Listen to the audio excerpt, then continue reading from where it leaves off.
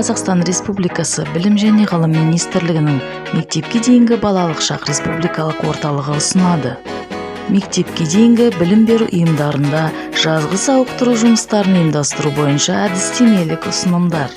Әдістемелік құрал мектепке дейінгі ұйымда балаларды сауықтыру жұмыстарын ұйымдастыруда ұйым басшыларына, әдіскерлерге және педагогтерге әдістемелік көмек құралы ретінде ұсынылады. Әдістемелік нұсқаулықтың мазмұны. Кіріспе.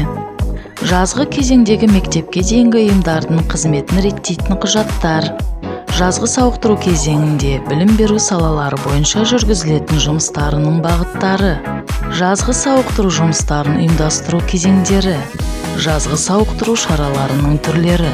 Мектепке дейінгі ұйымның жазғы сауықтыру кезеңіндегі жұмысының негізгі мақсаты сауықтыру жұмысын ұйымдастыру және балалардың танымдық қызығушылықтарын, шығармашылық қабілетін дамыту үшін неғұрлым тиімді жағдайлар жасау.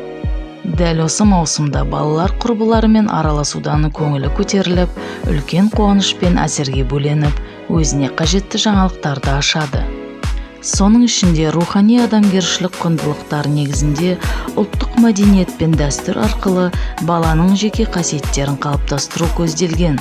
Сондықтан жазғы сауықтыру шараларының аясында ұлттық ойындарға басымдық беру және ойын арқылы оқыту қағидасын негізге алу ұсынылады.